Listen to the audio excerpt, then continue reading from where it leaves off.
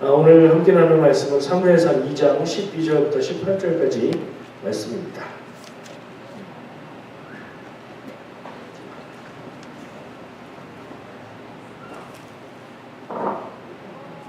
사무엘상 2장 12절부터 18절까지 말씀입니다.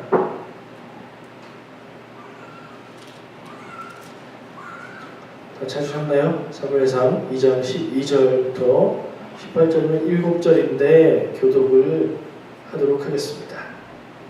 제가 먼저 읽겠습니다. 엘리의 아들들은 행실이 나빠 여호와를 알지 못하더라. 그 제사장들이 백성에게 행하는 관습이 일어나니 곧 어떤 사람의 제사를 드리고 그 고기를 삶는 때에 제사장의 사환이 손에 세 살 고기를 가지고 와서 그것으로 냄비에나 솥에나 큰 솥에나 가마에 찔러 넣어 갈고리에 걸려 나오는 것은 제사장이 자기 것으로 가지되 실로에서 그곳에 온 모든 이스라엘 사람에게 이같이 할 뿐 아니라 기름을 태우기 전에도 제사장의 사환이 와서 제사 드리는 사람에게 이르기를 제사장에게 구워드릴 고기를 내라. 내가 내게 삶은 고기를 원하지 아니하고 나의 것을 원하신다 하다가 그 사람이 이르기를 반드시 먼저 기름을 태운 후에 내 마음에 원하는 대로 가지라 하면 그가 말하기를 아니라 지금 내게 내라. 그렇지 아니하면 내가 억지로 빼앗으리라 하였으니 이 소년들의 죄가 여호와 앞에 심히 크면 그들이 여호와의 제사를 멸시함이었더라. 아멘. 네. 오늘 말씀의 제목은 존중인가 멸시인가예요. 멸시라는 말이 본문 가운데 나왔죠. 끝에 멸시라는 말이 나왔으니까 답은 멸시일까요? 존중인가 멸시인가 둘 중에 하나 우어라고 묻는 거예요. 존중이 맞습니까? 멸시가 맞습니까? 오늘 본문 말씀에는 이 엘리의 두 아들 제사장들이 행했던 일들에 대해서 기록을 하고 있고 그 일에 대해서 하나님의 제사를 멸시했다라고 평가를 하고 있죠. 존중인가 멸시인가 제가 제목을 그렇게 달고 묻는 이유는 그들이 행해야 마땅한 태도는 하나님의 제사에 대한 존중하는 태도인가 지금 여기 기록된 대로 했던 멸시하는 태도인가 라고 묻는 거예요. 답은 정해져 있어요. 너무 간단한 답이에요. 잘못했어요. 그래서 이들이 망할 것을 죽게 될 것을 예언받았고 이 사람들 죽죠. 언제 죽죠? 엘리 제사장의 두 아들 홈리와 비누아스는 한날에 죽습니다. 전쟁 가운데 전사예요. 제사장으로 함께 전쟁에 참여했다가 그 전쟁에서 하나님의 법궤도 빼앗기고 그 전쟁에서 제사장의 두 아들들이 죽는 비극을 겪게 되죠. 그 소식을 듣고 나서 그 아버지 제사장 엘리가 또 이제 앉아있다가 넘어져서 죽는 기록이 나오죠.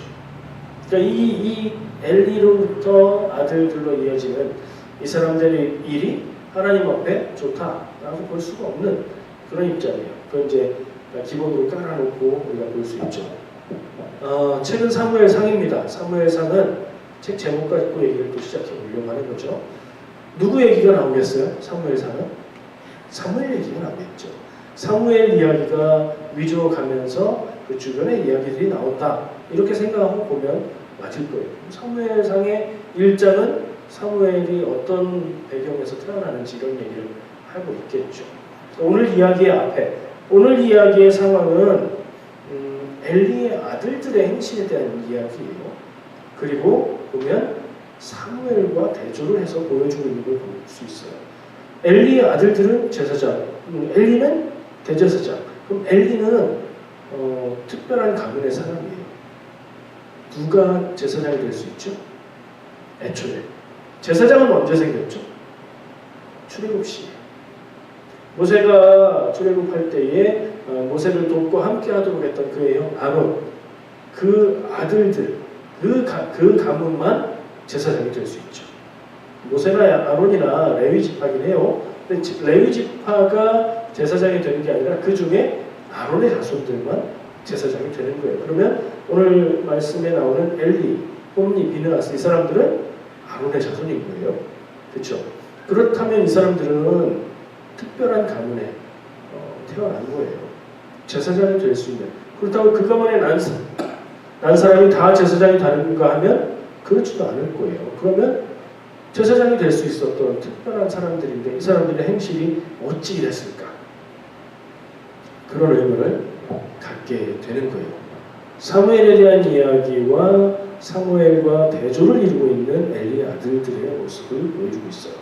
사무엘이 등장하려면 이야기는 이 앞쪽에는 그런 얘기가 나오겠죠. 사무엘이 어떻게 태어났는지. 사무엘은 어떻게 태어났죠? 사무엘의 엄마는 누구죠? 한나예요. 한나.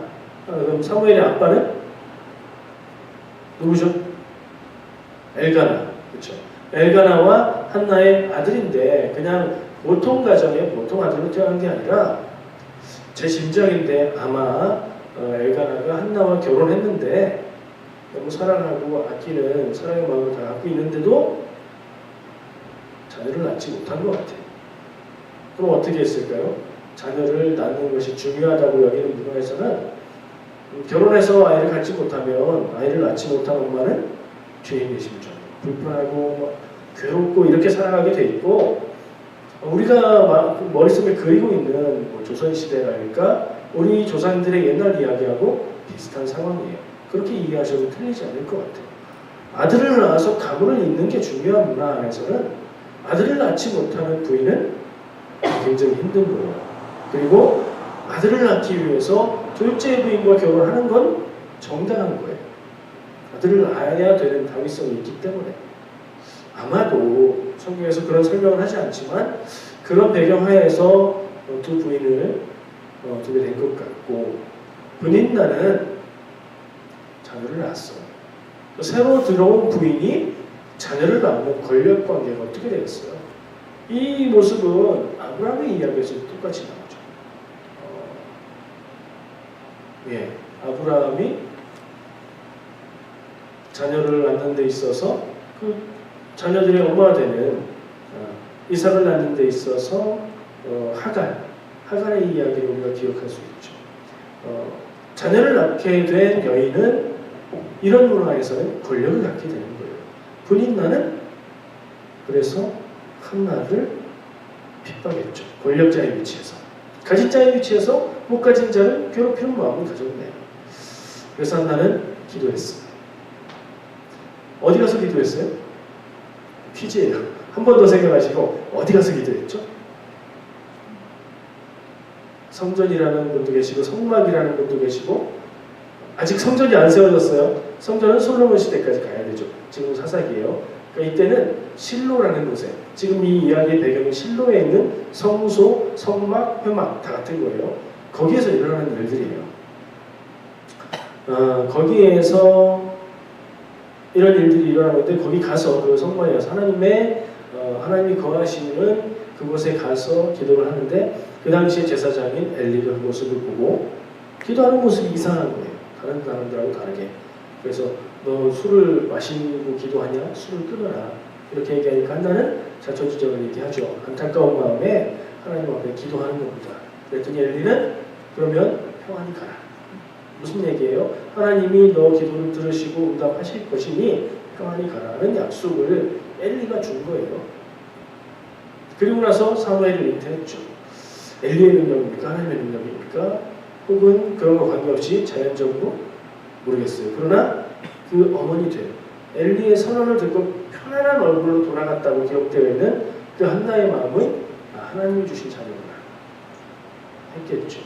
그 자녀를 하나님께 드리기로 서원했던 바 있기 때문에 젖될 때까지 키우고 하나님의 그 회막에 엘리를 보좌하도록 어린 아이를 갖다 바치는 거예요. 그때부터 사무엘은 엘리와 함께 자랐고 엘리의 아들들 제사장들이 있었는데 나이 차이가 얼마나 나는지 모르겠지만 비교되는 게 당연하겠죠. 우리의 시각으로 볼 때 우리가 기억하고 있는 바 사무엘은 하나님의 말씀을 잘 들을 수 있는 그런 믿음의 사람이어서 하나님의 부르심을 받았고 홈리와 비나스는 제사장 가문에서 태어났기에 제사장으로서 제사장의 임무를 하고 있는데 오늘 읽은 말씀을 보면 어때요? 그들이 신실하게 그 일을 감당했나요? 그렇다고 볼 수 없어요. 그렇죠? 제사장이 제사하는 음식을 고기에 대해서 제사하는 고기에 대해서 제사장이 일부를 먹을 수 있게 규정이 되어 있긴 해요. 근데 읽은 말씀을 보면 어때요? 제사를 제대로 다 드리기도 전에 고기를 샀는데 삶은 고기 싫다. 생고기를 가져가서 구워 먹겠다. 제사를 온전히 드리기 전에 그걸 내놔라. 제사하는 사람은 내가 제사를 다 드리고 난 다음에 고기를 줄 테니 좀만 기다려라. 아니 네가 그러면 뺏어갈 거다. 직접 그런 것 같진 않아요. 말씀해 보니까 사환을 보내서 그랬다고 하는데 뭐 보낸 사람의 뜻이니까 그렇게 하는 거죠. 홈리와 비느하스 두 사람은 제사장인데 그 제사장이라는 직책을 직업으로 행했던 거고 직업으로 한다는 거는 저는 좋은 의미와 나쁜 의미가 있다고 생각해요. 목사가 직업이냐 목회자가 직업이냐 이렇게 물으면 저는 네 직업입니다. 목회자가 노동자냐 노동자입니다 라고 생각해요. 법 테두리 안에서 체계 안에서는 그렇게 대우받고 그런 마음으로 해야 되는데 그러면 사명을 받고 하나님의 일을 하는 사명자냐 내 생계와 월급을 위해서 일하는 그런 일을 하는 근로자냐라고 물었을 때는 좀 답이 달라지겠죠. 자, 홈리와 비느하스에게는 제사장은 직업이었던 거예요. 그런 면에서 나쁜 의미에서 직업이에요. 자기가 하면서 생계를 이룰 수 있는 생계를 유지할 수 있는 그런 직업으로 여겼어요. 근데 저는 아까 물어본 질문 목사가 직업인가? 라고 물었을 때 목사가 직업입니다 라고 얘기하면서 목회자는 적어도 프로페셔널한 직업의식을 가지고 일해야 됩니다 라고 대답해요. 목회자는 직업이 아니라 사명이다 라고 얘기하는 그 뒤에 숨어서 사명으로 하는데 정말 전문성을 가지려는 노력 없이 그냥 사명으로만 합니다 라고 말하는 것보다 그게 낫다고 생각하기 때문에 그래요. 홈리와 비느하스에게는 그런 사명이 있었을까요? 그렇다면 이렇게 행하지는 않았을 거예요. 자기들이 하는 일이 무슨 일인지 그 본질에 대해서 생각하고 고민하고 하나님의 뜻을 구하는 사람들이었다면 그렇지 않았겠죠. 근데 이것은 단순히 그들의 생계를 유지하는 데 필요한 직업이었어요. 그들에게. 제가 보기에 그래요. 그들이 스스로 그렇게 생각했기 때문에 이렇게 행할 수 있는 거예요. 하나님 앞에 제사를 하는 것이다. 이 제물들이 하나님께 드려지는 것이다 라고 믿는 믿음이 이들에게 있었을까요? 있었으면 그렇게 할 수 있었을까요? 못했을 거예요. 하나님이 살아계시고 하나님 앞에 드리는 이 제물은 굉장히 귀한 것이고 내가 그 역할을 감당하는 것 너무나 귀하고 감사하다. 그래서 나 자신을 성결한 삶을 유지해야 되고 그 역할을 감당하기에 맞는 삶을 살아야 된다는 생각을 갖고 있었다면 그렇게 행동할 수는 없죠. 하나님 앞에 드리는 제물을 이건 내 몫이니까 제사하고 난 뒤나 지금이랑 똑같다. 지금 일이 내놔. 이렇게 할 수 있는 일은 아닌 거죠. 누구에게 물어봐도 아닌 거예요. 그들에게 제사장이라는 직책은 직업 그리고 동시에 권력이었습니다. 사람들이 안 된다고 하니까 뺏어가겠다고 얘기하죠. 권력이 없으면 힘이 없으면 그렇게 못하죠. 생각해보니까 이 시대는 사사시대예요. 사사시대에는 뭐가 없어요? 왕이 없어요. 정부 권력이 없어요. 그래서 지도자가 누구예요? 제사장, 사사, 선지자 이런 사람들이 권위를 가지고 지도자의 역할을 해요. 근데 말씀해 보니까 아까 나온 처음에 얘기했더니 홈리와 비느하스의 아버지 엘리 있죠. 이 사람은 대제사장이라고 얘기를 하는데 그뿐 아니라 사사도 겸한 것 같아요. 그가 죽는 장면 사무엘상 4장 18절 말씀해 보니까 그가 쓰러져서 죽었는데 몸이 비대해서 그렇게 죽었는데 그가 이스라엘의 사사가 된 지 40년이다 라는 기록이 나와요. 번역이 사사라고 번역될 만한 단어인데 그게 오해다. 그것까지는 잘 모르겠는데 다른 성경들을 비교해 볼 때 사사라고 보는 게 일단 맞는 것 같아요. 그렇다면 이 사사기 말기 이때에는 하나님이 부르신 사명에 의해서 일어나서 전쟁을 행하고 그 뒤에는 하나님의 뜻을 구하면서 재판을 했던 사사의 역할이 제사장과 통합이 된 건가? 제사장을 하면서 어느 정도 사사의 역할도 하게 된 건가 하는 그런 생각을 하게 만들어요. 왜냐하면 이 엘리의 뒤를 잇는 사무엘도 역시 제사장이면서 사사이면서 선지자로 불리기 때문에 그래요. 그때 분위기는 그랬나 하는 생각을 하게 되는 거죠. 근데 제사장과 사사는 다른 직책이에요. 아까 얘기했죠. 제사장은 출애굽 시에부터 생겨난 제사하는 일에 있어서 그 일들을 맡아보는 사람이에요. 그리고 세습직이에요. 제사장의 아들로 태어나면 제사장이 될 수 있는 거예요. 근데 사사는 물려받는 게 아니에요. 그렇죠? 어떻게 돼요? 하나님이 사명을 주시고 불러서 되는 거예요. 근데 그 하나님이 주신 사명을 어떻게 확인해요? 내가 사사다, 하나님 나를 부르셨다라고 막 일어나서 막 사람들을 이끌고 하면 요즘엔 뭐라고 해요? 이단이라고 그러고, 그렇죠? 그 당시에도 그랬을 수 있겠죠. 근데 진정한 사사의 모습은 어떻게 확인되냐? 전쟁에서 승리하고 그가 전하는 말씀이 하나님의 뜻인 게 백성들에게 인정받을 때에 사사를 인정받는 거겠죠. 그런 사사들이 이어오다가 이때쯤 되면서 겸임을 하게 됐든가, 아니면 어떤 해석은 이래요. 엘리가 정치적인 수완이 뛰어나고 능력이 뛰어난 사람이라 제사장이면서 사사까지도 할 만큼 사람들에게 인정을 받았을 것이다. 이렇게 보기도 해요. 어쨌든 엘리는 제사장이면서 사사 역할을 했던 사람인 것 같아요.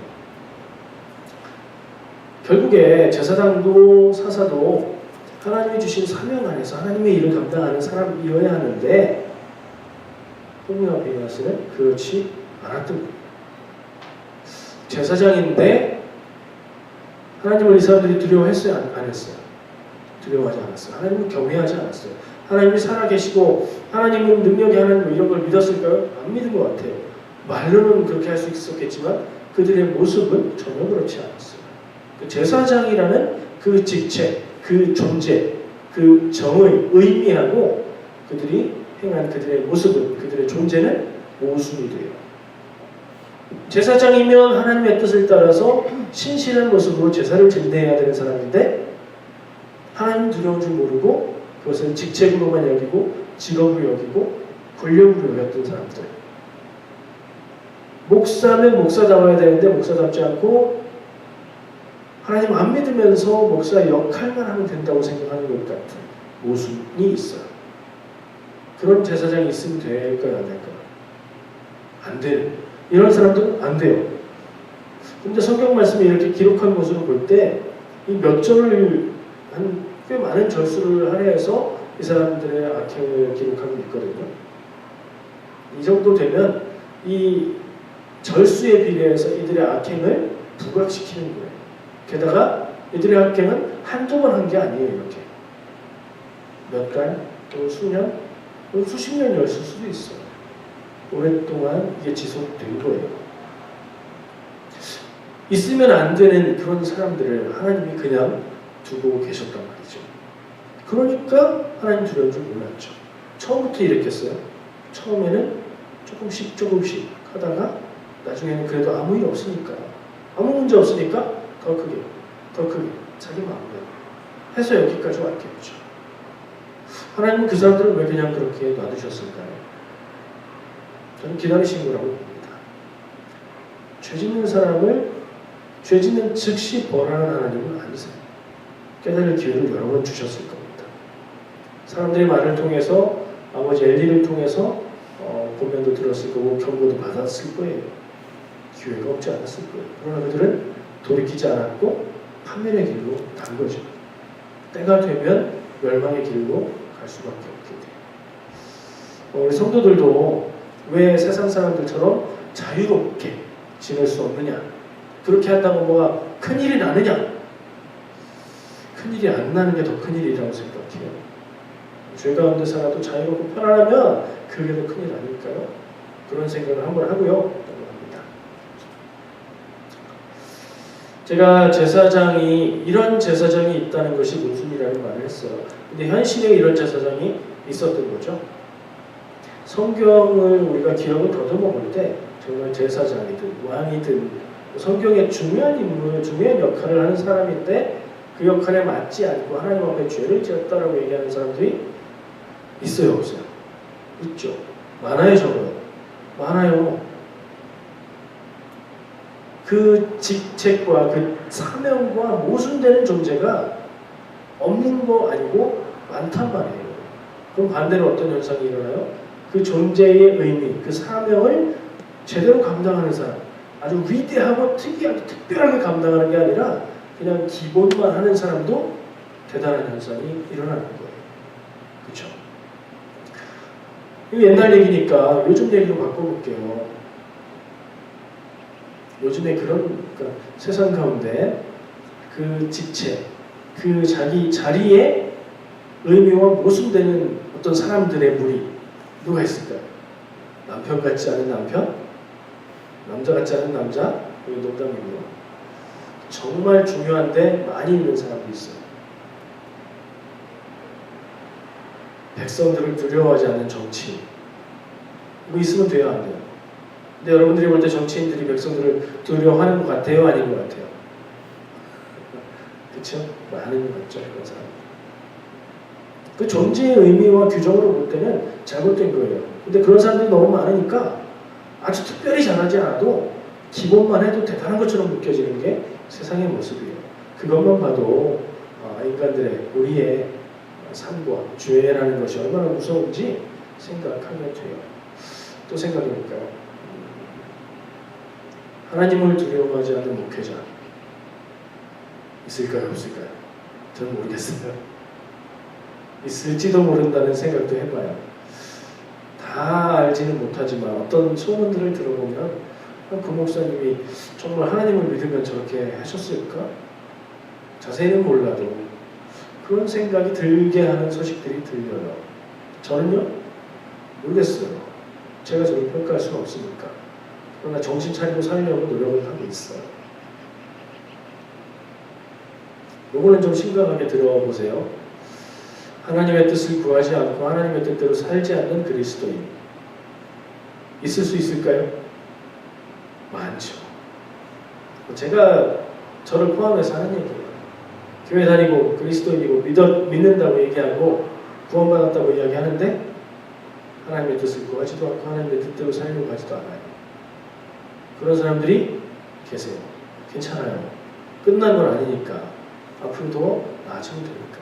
만약에 스스로 남이 뭐라고 하는 건 뭐 별거 아니고 내가 스스로 생각해 볼 때 스스로 질문해 볼 수 있어요. 나는 교회 다니고 그리스도인인데 내가 하나님의 뜻을 구하고 하나님의 뜻대로 살고 있나?